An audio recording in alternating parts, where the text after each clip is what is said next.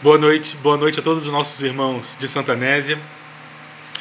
Rogamos a Jesus que possa estar conosco nesses instantes, que nós possamos de alguma forma sintonizarmos-nos com Ele, para que Ele possa abençoar nossos lares, para que Ele possa nos inspirar, possa nos amparar nesses momentos de estudo. É curioso que quando nós relembramos um diálogo que Jesus teve com a mulher samaritana, num determinado momento, ela resolve então perguntar a Jesus onde era o local certo para se adorar a Deus. Seria em Jerusalém, como faziam os judeus, ou seria no monte, na natureza, como faziam os samaritanos? Jesus teria virado para ela e teria dito que haveria um tempo que as pessoas não iriam mais se preocupar em adorar a Deus nos altares da terra. Não será nem em Jerusalém, nem nos altares que os samaritanos utilizavam, mas Deus será adorado em espírito e verdade. Nós entendemos que a adoração a Deus, ou a nossa prática religiosa, ela é algo que tem que ser feita no altar de nossos corações, onde quer que nós estejamos. E nós estamos vivendo nessa pandemia uma grande oportunidade. A grande oportunidade de levarmos o centro espírita para dentro de nossas casas. Muitos de nós já temos em nossas casas as atividades, a leitura do Evangelho, o momento de oração, mas agora nós vamos aproveitar essa grande oportunidade para nós levarmos os estudos espíritas também para dentro da nossa casa, as reuniões.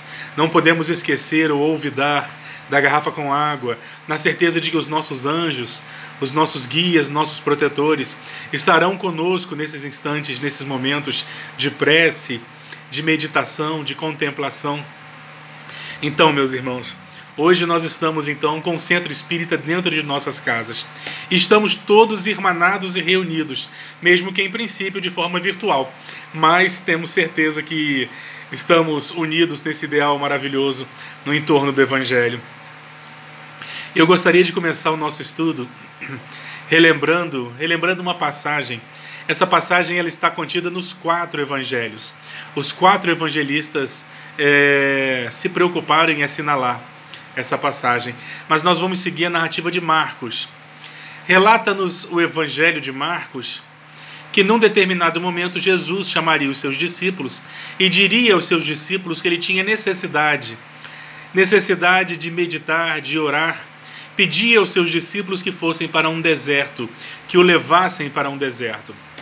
Então, os seus discípulos adentram numa barca com ele e atravessam o lago. Acontece que nesse momento, nessa ocasião, uma verdadeira multidão já seguia os passos de Jesus. Não seria muito diferente nos dias de hoje, porque Jesus era o símbolo da esperança. O símbolo da esperança para aquele povo tão oprimido, para aquela gente tão simples. Imaginemos-nos naquela situação. Uma pessoa que saísse, que estivesse próximo de nós, semeando mensagens de paz, de amor, de cura, de esperança, limpando a pele dos leprosos, fazendo voltar a luz aos olhos daqueles que já não enxergavam mais, curando os ditos endemoniados. Era com certeza o maior símbolo da esperança que eles poderiam ter naquela ocasião, e que falava de um reino dos céus acessível a todas aquelas pessoas. Aquelas pessoas então estavam sempre onde Jesus estivesse. Nós vamos ver pelo relato dos evangelhos que onde Jesus se encontrava a partir de determinado momento, uma multidão já o aguardava, uma multidão já o seguia. Nessa ocasião então em que Jesus pede para orar e pede que seus discípulos o levem para uma região desértica, a multidão que o acompanhava tenta segui-lo através de trilhas, através de estradas. A verdade, segundo Marcos, é que quando eles chegam nessa praia desértica, uma multidão já aguardava por Jesus lá. Jesus que havia pedido aos seus discípulos que o levassem para lá, exatamente para que ele pudesse meditar, para que ele pudesse orar. E é curioso porque mesmo Jesus que atendia toda a multidão, ele mesmo necessitava de oração e refazimento. De repente, quando Jesus chega naquela praia, na expectativa, segundo o evangelista, de estar a sós, Uma multidão já o aguardava. Uma multidão aguardava por Jesus. Jesus, então, naturalmente, aproveita o ensejo, aproveita a oportunidade e começa a disseminar a mensagem da Boa Nova, a mensagem da esperança. Começa a falar de um reino dos céus para todos. E aquelas pessoas que estavam lá exatamente para se dessedentar, para beber dessa fonte, aproveitam essa oportunidade luminosa. Num determinado momento, já depois de algum tempo, os discípulos ficam muito preocupados, se aproximam de Jesus e dizem o seguinte: Mestre, despeça-os, despeça a multidão, porque essa região é uma região desértica. Estamos aqui há muitas horas e eles não terão com que se alimentar. Eles estavam numa região desértica, e para que aquelas pessoas pudessem se alimentar, eles teriam que sair dali, procurando cidades vizinhas na busca de alimentos. E como já estava anoitecendo, os seus discípulos se preocuparam e pediram a Jesus que dispersasse a multidão. Jesus, ouvindo então a preocupação dos seus discípulos, virou para os seus discípulos e disse o seguinte: dai-lhes voz de comer. Dai-lhes voz de comer. Em outras palavras, deem vocês de comer à multidão. Os seus discípulos, então, em princípio, devem ter ficado preocupados, mas rapidamente se organizaram. Se organizaram e começaram a ver o que eles possuíam. Marcos, no seu evangelho, faz um cálculo de que existiam mais de 5.000 pessoas ali, contando apenas os homens, sem contar as mulheres e as crianças. 5.000 pessoas esfaimadas, e Jesus pede aos seus discípulos que alimentem aquela população, aquelas pessoas. 5.000 pessoas. Os discípulos, então, Marcos vai inclusive fazer um cálculo dizendo que, mesmo que houvesse local para comprar alimentos, seriam necessários no mínimo 200 denários, uma verdadeira fortuna, para que pudesse alimentar de pães toda a multidão que estava ali, mais de 5.000 pessoas. Mas os discípulos perseveram. Jesus havia mandado, Jesus havia lhes dito: dai-lhes voz de comer. Jesus havia delegado a eles a tarefa de alimentar a multidão. Eles então, sem titubear, ao que tudo indica, reuniram-se e somaram o que eles possuíam, e possuíam apenas 5 pães e 2 peixes. Levaram então os 5 pães e 2 peixes até Jesus, para que Jesus pudesse alimentar, para que Jesus pudesse abençoar aqueles poucos alimentos. Jesus então abençoa os alimentos, e eles começam a distribuir os alimentos, e vão se dando conta de que o alimento havia se multiplicado. Organizam as pessoas, as 5.000 pessoas, em grupos de 50 e 100 pessoas, e começam a distribuir os alimentos. Segundo os registros dos evangelistas, todos se alimentam fartamente e ainda conseguem encher diversas cestas com as migalhas que haviam sobrado. Acho que a parte mais curiosa dessa passagem, que todos os evangelistas registraram com mais ou menos detalhes, é a frase de Jesus para os seus discípulos: dai-lhes voz de comer. Mas como? Eles nada possuíam. Dai-lhes voz de comer, e eles obedeceram. Eles obedeceram porque era Jesus quem havia mandado. Dai-lhes voz de comer. Eles imediatamente se organizaram, contabilizaram. Eles observaram que não possuíam muito, mas era impressionante como pouco com Jesus se tornaria muito. Confiaram. A confiança deles foi tamanha que eles creram verdadeiramente que 5 pães e 2 peixes seriam suficientes para alimentar mais de 5.000 pessoas. Levaram até Jesus. Jesus abençoou o alimento. Dai-lhes voz de comer. Jesus pediu que eles dessem o primeiro passo. Dai-lhes voz de comer. Inicia que eu termino. Vai que eu abençoo. E eles foram. E aquilo que parecia ser impossível aconteceu, segundo o registro dos evangelhos. Os pães e os peixes se multiplicaram, e todos se fartaram, a ponto de sobrar muito alimento. Senhor, dispensa a multidão, porque não temos alimentos. Dai-lhes voz de comer. E deu certo. Muitas vezes nós nos pegamos titubeantes ante decisões importantes, tarefas importantes. Confiemos, damos o primeiro passo e confiemos em Jesus. Confiemos nos amigos espirituais, dai-lhes voz de comer. Aqueles homens poderiam ter se recusado. Poderiam ter dito, não, tu és louco, não temos condições de alimentar a multidão, aqui no deserto só temos areia e pedra. Como faremos? É necessário dispersar a multidão? Eles se organizaram e descobriram que o pouco que tinha era o suficiente, porque o pouco com Jesus era muito. Meus irmãos, confiemos nos momentos mais difíceis, nos momentos de prova. Nós temos que nos lembrar sempre de uma frase de Emmanuel, quando nos diz o seguinte, que nós, embora estejamos encarnados, materializados, nós não somos seres materiais, tendo uma pequena experiência espiritual. Nós somos seres espirituais, tendo uma pequeniníssima experiência espiritual. A verdadeira vida é do lado de lá, e aqui nós não temos nada a temer. Jesus está no leme da embarcação planetária, e nós temos nossos anjos tutelares, nossos amigos espirituais, nossa família espiritual, que zelam, que não descansam, que estão sempre conosco nos amparando. Nos momentos difíceis, mesmo quando nós nos julgamos sozinhos, mesmo quando nós nos sentimos deserdados, eles estão aguardando a oportunidade de que nós abramos o nosso coração, de que nós sintonizemos com eles, não à toa. É através do pensamento, é através da prece que nós conseguimos trazê-los para junto de nós. Lembremos de Jesus, quando ele recomenda aos seus discípulos o batei e abrir-se-vos-á, buscai e achareis, pedi e obtereis, porque o Pai não dá uma pedra ao filho que lhe pede pão, não dá serpentes ao filho que lhe pede peixes. E diz mais, diz assim, e vós, sendo maus do jeito que são, sabeis dar coisas boas aos seus filhos? Imagina o Pai que estás no céu. Nós sabemos que acontece conosco aquilo do qual nós necessitamos. Mas para que nós tenhamos forças para atravessar determinadas adversidades, é necessário o auxílio. Ninguém veio à Terra para caminhar solitariamente. Caminhemos em grupo, inclusive no nosso grupo existe uma grande nuvem dos invisíveis. Aqueles que sintonizam conosco, aqueles que nos amam, que torcem pelo nosso sucesso. Então vamos acreditar.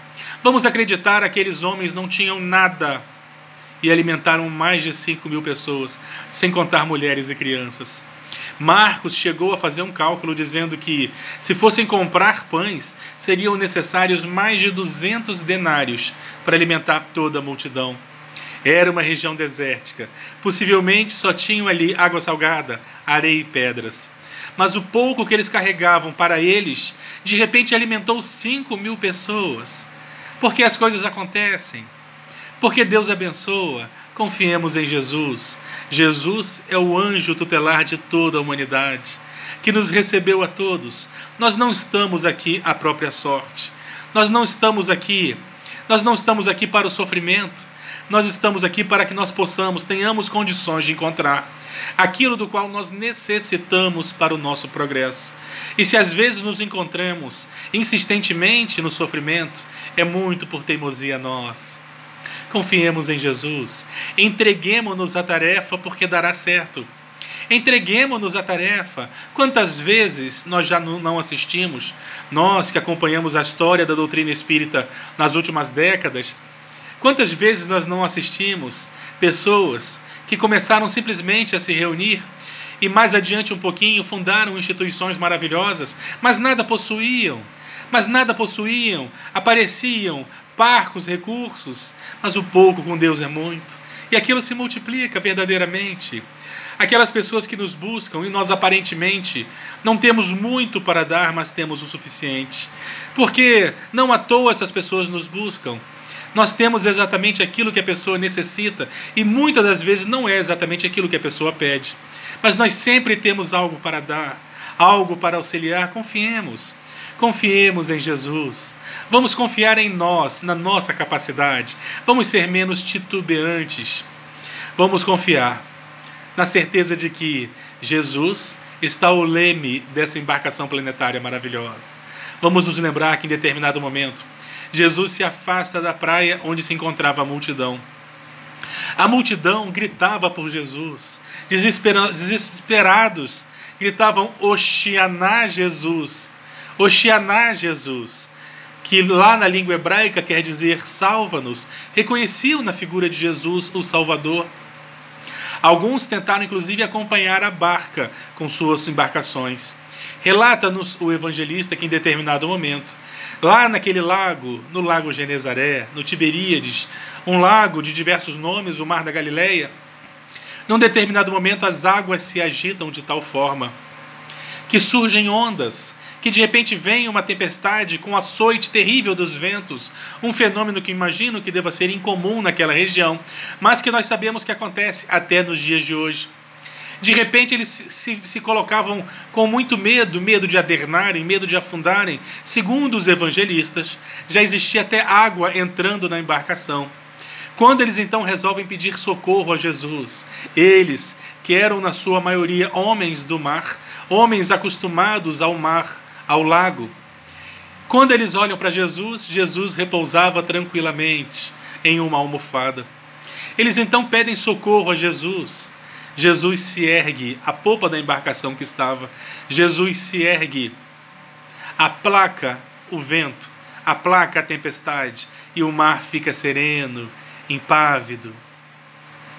Jesus acalmava a tempestade, e os seus discípulos ficam estupidificados, se perguntando: quem é esse que até os ventos e a chuva obedecem? É Jesus. E nessa passagem nós ainda encontramos uma curiosidade. Jesus não estava à proa da embarcação. Jesus estava à popa da embarcação, estava na parte de trás. Ou seja, quem comanda as embarcações de nossas vidas somos nós. Jesus está à popa para nos amparar, para nos auxiliar, para nos inspirar. Para os momentos mais difíceis, mas o comando da embarcação é nosso. Somos nós. Temos que confiar também em nossa capacidade. E se algo der errado, Jesus está lá para nos socorrer, para nos amparar. Confiemos, meus irmãos. Temos que ter mais confiança. Temos que ter a certeza de quem é que nos protege. Segundo os Espíritos nos informam, Jesus, ele faz parte de uma confraria desses Espíritos puros, que consegue abarcar todo o nosso orbe em seu psiquismo, em sua aura, de forma que todos nós estamos mergulhados em Jesus. Estamos mergulhados em Jesus, ele consegue nos sentir a todos. Segundo nos informa o Espírito Humberto de Campos, Jesus nos recebeu a todos nesse educandário divino. Nos recebeu um a um, conhecedor das nossas fraquezas, das nossas dificuldades, dos nossos vícios, mas também da nossa capacidade e das nossas virtudes. Por isso não titubeemos quando chegar a tarefa. Somos capazes de executar a tarefa, não à toa ela bate à nossa porta. Sirvamos, meu irmão. Sirvamos. Confiemos de que nós não estamos aqui a passeio. E se a tarefa nos é ofertada, se a tarefa nos é oferecida, é porque de alguma forma nós temos como executá-la. Então vamos confiar, vamos vibrar positivamente, vamos cantar, vamos vibrar a terapêutica da gratidão, porque a gratidão é verdadeiramente terapêutica em nossas vidas. Por tudo vamos dar graças, na certeza de que até as adversidades são necessárias, como nos ensinam os Espíritos, como nos ensinam as histórias espíritas. Até a adversidade nos torna mais fortes, até a adversidade é necessária. Como tem um ditado popular muito famoso: mar calmo nunca fez bom marinheiro. E é verdade, o mar calmo nunca fez bom marinheiro. O bom marinheiro, o hábil trabalhador, ele é forjado na dificuldade, na tarefa, no dia a dia. Então vamos de cabeça erguida, vamos na certeza de que tudo dará certo. Vamos para onde? Vamos para onde? Nós vamos consultar Allan Kardec, então. Allan Kardec nos diz sobre os objetivos da doutrina espírita. Os objetivos da doutrina espírita são a reforma íntima e a caridade. A reforma íntima, que nada mais é do que a caridade para consigo mesmo. É a reforma íntima. Fazemos uma caridade para conosco quando nos tornamos melhores, quando nos tornamos menos egoístas, por exemplo. Então nós estamos aqui, o nosso objetivo na busca da felicidade é a reforma íntima e a caridade. Nós espíritas temos 5 alicerces básicos, que é a crença em Deus, na imortalidade da alma, na pluralidade dos mundos habitados, na comunicabilidade dos espíritos e na reencarnação. Mas tudo isso, todos esses subsídios nos servem para que nós tenhamos conhecimento, compreensão e tranquilidade, para que nós sejamos capazes de promover a reforma íntima e a prática da caridade. É para isso que nós estamos aqui. É para isso que Jesus conta conosco. Esse é o nosso objetivo. Não estamos aqui para o passeio. Não estamos aqui apenas para o descanso, embora saibamos que isso também é necessário eventualmente. É necessário o repouso do corpo físico, é necessário o descanso. Entretanto, nós estamos aqui verdadeiramente para progredirmos através da reforma íntima e da caridade. Caridade para com quem? Caridade para com quem? Depois da caridade para comigo mesmo, que é a chamada reforma íntima, para quem eu devo então direcionar a caridade? A minha atenção ao próximo. O próximo nada mais é aquele que se encontra mais perto. E se nós formos observar uma relação de proximidade, o nosso próximo mais próximo de nós são aqueles que estão conosco nesse momento debaixo de um mesmo teto, através muitas das vezes de laços de sangue ou não. Mas o nosso próximo mais próximo depois de nós mesmos são nossos familiares, que normalmente nós encontramos alguma dificuldade. São esses a quem nós devemos amar. São esses a quem nós devemos direcionar a nossa caridade. E fica a pergunta: o que é a caridade então? A caridade nada mais é do que o amor colocado em movimento. Porque o amor, meus irmãos, sejamos justos, todos nós já sabemos disso. O amor, ele é abstrato. Sendo abstrato, ele muito pouco pode fazer. Ele é a força que nos move, ele é o combustível que nos alimenta. Entretanto, o amor continua sendo abstrato. Sendo abstrato, ele, para ser colocado em movimento, para ser colocado em ação, para se transformar em pães, por exemplo, ele muda de nome e passa a se chamar caridade. A caridade nada mais é do que o amor posto em movimento, o amor transformado em ação. Então, vamos dar sem esperar receber nada em troca. Vamos ser gratos. Vamos dar com sinceridade, com empatia, nos colocando no lugar daquele que recebe, na certeza de que somos todos irmãos e que depois dessa vida nos encontraremos, irmanaremos-nos ombreados por esse ideal maravilhoso. Relembremos do Evangelho Espírita quando nos ensina que nós somos os trabalhadores da última hora. Se nós espíritas temos por hábito afirmar que nós somos os trabalhadores da última hora, candidatemo-nos ao trabalho. Principalmente aquele trabalho que bate à nossa porta, aquele que encontramos debaixo de nosso teto. É também trabalho, o trabalho da tolerância, o trabalho da compreensão, o trabalho da fraternidade, o trabalho de nós escutarmos mais do que falarmos e escutarmos sem julgamento. É caridade. Quando nós pegamos o Evangelho Espírita, ele vai dividir a caridade, então, em caridade material e a caridade moral.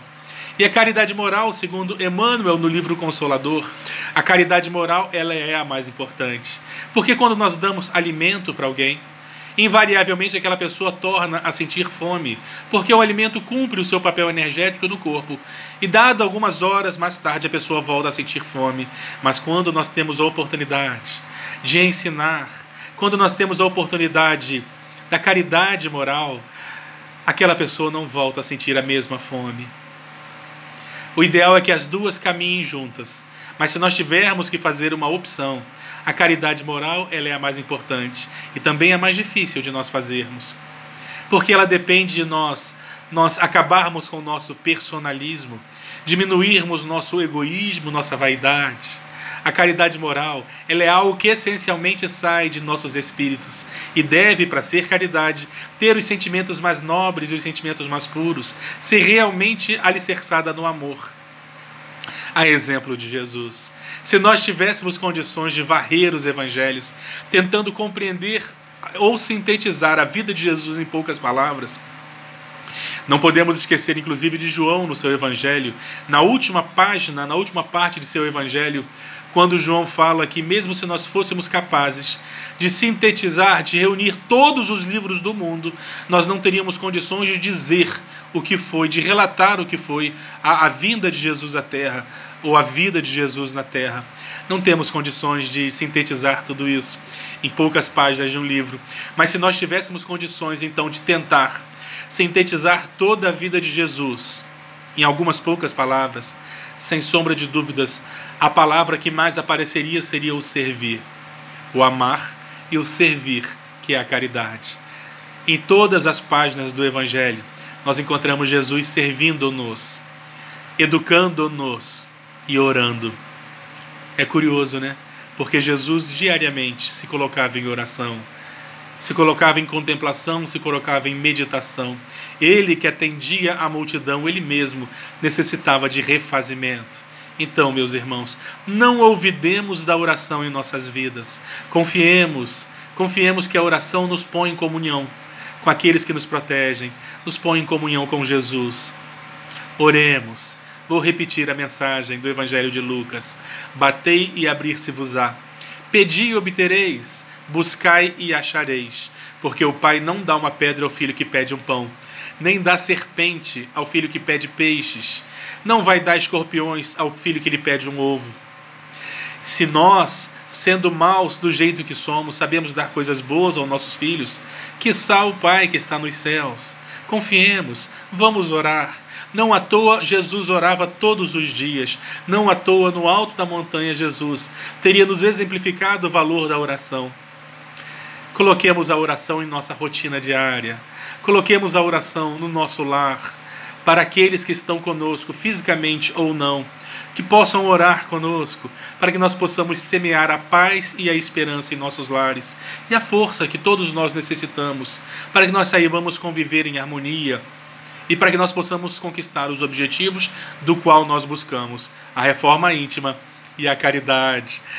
Um abraço a todos os nossos irmãos de Santa Anésia, e tenho certeza que muito em breve nós estaremos juntos para que nós possamos mais uma vez abraçarmos-nos, recolhermos-nos fraternalmente. Saudade, muita saudade de todos os irmãos daí. Que a paz de Jesus permaneça entre nós.